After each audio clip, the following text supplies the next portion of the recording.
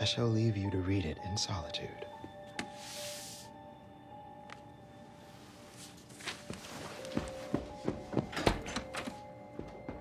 Now that was one unforgettable finale.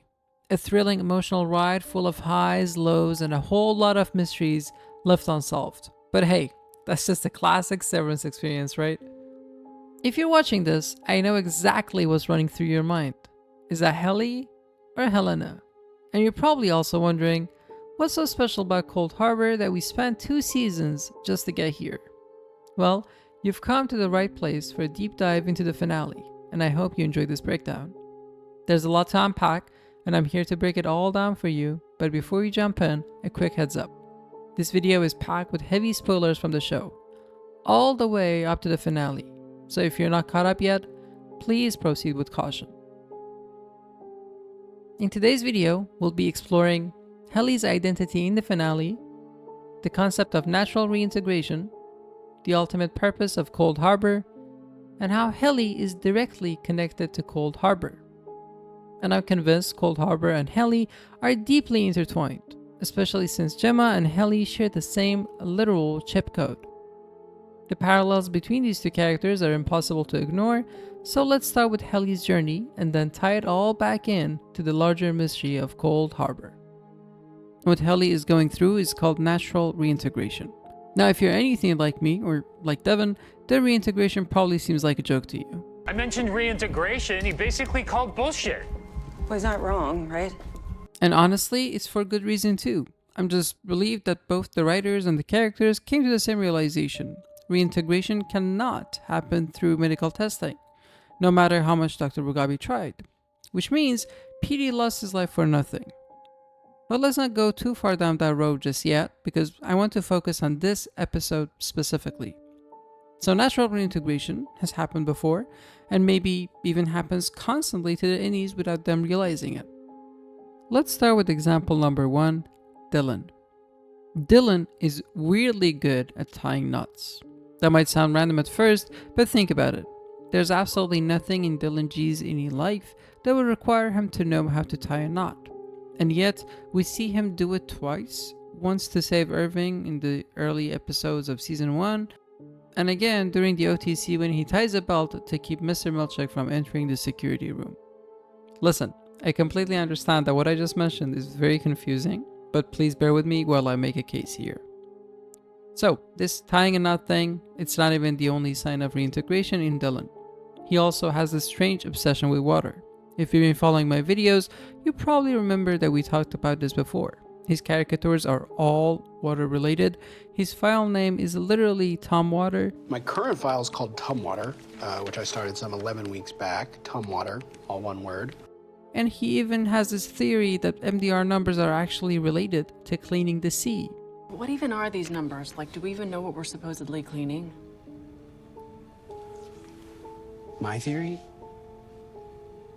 The sea. It all seems oddly specific until we meet Gretchen in season 2. That's when we finally realize where this obsession comes from. It's from his Audi. First date. Let me guess. Scuba. Thai food. Nice. Though you did take scuba lessons last year. Yeah? Which sea? It was in a pool. Okay. Cool. It's clear that his love for water isn't random at all. It's bleeding through, so to speak. So natural reintegration is definitely real.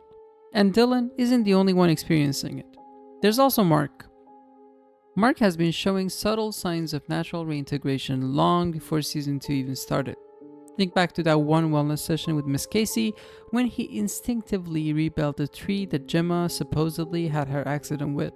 Now, whether it was Gemma's presence in the room, the scent of the burning candle triggering something in his subconscious, or a combination of the two, something broke through. And that's why Miss Cobell was so ridiculously obsessed with watching their sessions. She was pushing the boundaries, testing to see just how much Mark's subconscious could remember.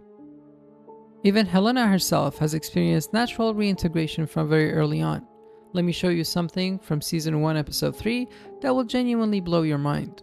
When MDR first visits the Perpetuity Wing, they come across a statue of Jay Megan. Now pay close attention to Helly's reaction here. She's not just looking at it, she's in awe. And not in an ironic way, but in a genuinely stunned way.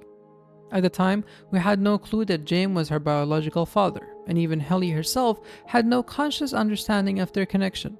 Yet, despite the severance barrier, she still felt something unexplainable. Just to be clear, this specific pose of James Egan comes back again in the finale as well. Helly has been going through natural reintegration herself. We just didn't notice it in season 1 because her true identity was hidden from us. But by season 2, the signs are undeniable. One of the first moments we see this happening is when she reviews footage from the severed floor, studying Helly's behavior and trying to replicate it. But this isn't just research, it's something deeper. There's visible sense of interest, almost like she's feeling something unfamiliar yet instinctively powerful. Maybe it's because she's never truly experienced love before, or maybe it's because Helly's emotions are bleeding through to her Audi. Whatever it is, Helena is feeling it. Now think back to the moment before Helly leaves for the OTC event. She kisses Mark, then steps into the elevator. What's crucial here is that when they ascend, the only physical change we're aware of is the clearing of the retinas, wiping the recollection of the last images they saw. But emotions, physical sensations, those just don't disappear.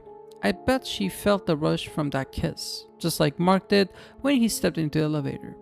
And we know this to be true because the show has reinforced the idea time and time again. This brings me to Bert's dialogue, the one where he says, I do know how I feel every day when I come from being with you. I come home feeling tired but fulfilled. That line really stuck with me, and I think it applies to everyone in this story.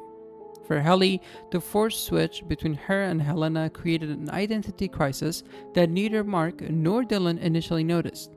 It wasn't even until the ortho and the loss of Irving Zinni, of course, that they finally realized something was off.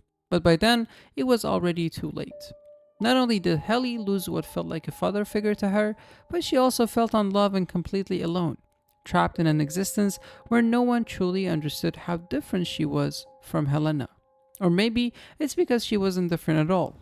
And if we're so different from our Audis, then how come we couldn't tell when you were gone? I know that sounds harsh, especially when we're talking about a character as sinister as the Egans, but think about it. How much control do you really have when two souls are inhabiting the same body? Let's set Gemma aside, of course, because, well, she has 24 innies in one body, but we'll get back to that later. So, some degree of natural reintegration was bound to happen, and it did. That's why so many fans started wondering if that was actually Helena on the severed floor instead of Helly. Because for the first time, Helly made a selfish choice instead of always putting others before herself. Not because she's cruel, far from it, but because she's always been compassionate, always trying to help others navigate the impossible situation they're in. But this time, she realized something bigger. To be an innie is to be a human. I know the ending was heartbreaking, and I know a lot of you are probably blaming Helly for showing up to the equator. But you have to understand, innies are given half a life, and the mental toll of that is crushing. And here's something to really think about. If Mark was tweaking his memories of Gemma, what if Helly was doing the same to herself? What if she's been fine-tuning her own perception, blurring the line between Helly and Helena all along? I'm so glad I finally got that off my chest. But now that you understand why it makes sense for it to be Helly on the severed floor, here's the official confirmation. Britt Lauer, Helly's actress, has explicitly stated that it's Helly, not Helena. I didn't want to tell you that right away because I didn't want you to fall into the trap of confirmation bias. I wanted to walk you through the reasoning and the precedent because it's not just about knowing the final answer, it's also about the thrill of digging into it. Before we dive into the Cold Harbor section of the video, I'm genuinely interested. What was going through your mind during the finale? Did you feel like there were more hints of Helena than Helly in those final moments? I'd love to hear your thoughts, so make sure to drop a comment below. And if you're enjoying these deep dives, don't forget to like and subscribe for more content like this. Let's keep the conversation going. Speaking of the thrill of digging, let's dig into Cold Harbor.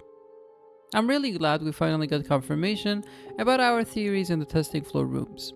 As we've discussed earlier, these rooms represent the memories and traumas each character carried. Mark in particular is dealing with files specific to Gemma's consciousness, from the Allentown incident all the way to Cold Harbor. But so much has happened in between, so let's break it all down. Now, in a previous video, I had done some extensive research on the specific case of Allentown. That video, the information on it, and the comments of you amazing people were so accurate that we kind of almost guessed everything that was going to happen in the finale. I kind of feel bad because I feel like anyone who's seen that video has kind of spoiled the finale for themselves. But aside from that, it's not about what Cold Harbor actually is, it's about what Cold Harbor actually brings. These files essentially function as innies, which makes me wonder if there's more to the severance procedure than just waking up on a table. The procedure itself is crucial because it introduces us to the concept of barriers, physical or psychological boundaries that limit how far severance can reach. For example, historically speaking, Lumen could only make severance work on the 7th floor. But as they continued their testing, they began expanding beyond that. And then the barriers began to blur. Take the OTC for instance. It wasn't limited to a physical space, but it also wasn't meant to last long. The levers on opposite sides require 2 people to operate it, making it clear that these barriers weren't meant to hold indefinitely. Then there's the Glasgow block, which focuses on overriding the essence of the severance chip on the conscious mind. It essentially blocks the innie from submitting to these specific barriers. Even the birthing cabin is a great example of pushing these boundaries further. It allowed severed women to give birth while delegating all the pain of childbirth to their innie. Lumen is actively moving beyond traditional barriers and working towards activating the chip anywhere at any time. This is where Cold Harbor becomes crucial. Over the course of the past 2 years, this project has been focused on breaking more and more barriers in order to test a complete submission to Kier's final agenda, creating a hive mind. While we've been led to believe that Kier's goal is to eliminate all pain and trauma, it's becoming clear that this might be a cover. And I guess there were some signs along the way. The real objective could be to implant chips in everyone's head, creating loyal subjects who can be turned on or off at will, and perhaps kept on forever. The idea of loyal subjects has been teased throughout the show, from Project Beehive listed among Lumen's operations, to the eerie break room poster showing Kier as the queen bee with full control over her subjects, and MDR's design even looks like the inside of a beehive. And please don't forget about the strange lamp as well. As they prove that the lines between the barriers are more and more blurred, they'll have a stronger argument to convince others to undergo the severance procedure. Imagine never having to experience the pain of a dental appointment or losing a loved one. Gemma's miscarriage is a prime example of a traumatic event that could be recreated in the testing process. By testing these barriers with Gemma, they could ultimately see if her chip could hold up against the final test, recreating the heart-wrenching moment of assembling the crib for a child she's lost. This is where the efficacy test comes in. If Gemma's chip could handle this final emotional and psychological barrier, it would pass the test, which is why they've been experimenting with emotions and trauma for so long. Now, as I said before, these barriers could be physical or psychological, or a combination of the two. That's why they're using the same clothes from the same night and also using the same crib by the same company. Now, Cold Harbor was kept under the wraps for so long that we kept searching for clues, with the ultimate revelation being a small text on the crib box, a detail most of us probably overlooked in the Gemma episode. So why am I bringing all this up? Well, it ties into something that James Egan told Helly, how he sees Kier in her and how he technically has the power to block Helena's consciousness forever. This could allow any Helly and any Mark to take control of their bodies. In some ways, this might even be beneficial to them, because these barriers are no longer confined to specific limitations, walls, or spaces, and the chips can now be used in any capacity Lumen wants them to. However, Cold Harbor ultimately failed. Gemma's mistake wasn't just trusting the stranger with blood on him, it was her choosing to leave the room, and the love that transcended severance. Now here's the most mind-bending part of the finale. Although Gemma failed the efficacy test, that wasn't the only test happening this episode. There was another one, and it's absolutely crucial. We literally saw any Mark exposed to Gemma's presence on the other side of the door, and she was begging him to leave. From every angle, physically, psychologically, and even in terms of informed consent about the situation, he knew all about it. It was clear that he should have walked away, but instead, Mark chose to turn his back and leave. In that moment, Mark's love for Gemma did not transcend the boundaries. The barriers held. His emotional connection and his deepest feelings weren't enough to break through the psychological and physical walls of this place. The test wasn't just about Gemma, it was also about Mark. It was about seeing if this emotional bond would be enough to defy the severed state and challenge the barriers built by Lumen. But in the end, Mark's decision proved that those boundaries still had power over him. I firmly believe this is where Helly's role comes into play. By using the same chip on both Helly and Gemma, Lumen is essentially testing the same concept. What happens when severed individuals are faced with such intense trauma that it might break through their barriers? James Egan is likely not interested in handing over Lumen to Helena. Instead, he's trying to find an innie within her that can carry on Kier's work for generations. By erasing her original consciousness and essentially inducing quote-unquote ego death. This way, he could create an innie so compliant that they would follow commands without question, all within the body of Helena Egan. This way, the public wouldn't see her as a severed individual because she's not confined to the severed floors, and she also happens to possess the same body as the heir to Lumen Industries. That's why when James tells her that he sees Kier in her, it's not just a passing comment, it's an indication of what Kier would want for his legacy. There you go. Some backstories, some theories, and a lot to look forward to for the next season. So how do you feel about all this? I'd love to hear your thoughts, theories, and feelings in the comments. I'm genuinely interested in what you all think, and as always, I will be enjoying all of them equally. And don't worry, there are a couple more videos on the way. I still have a lot to cover. But until then, take care and stay safe.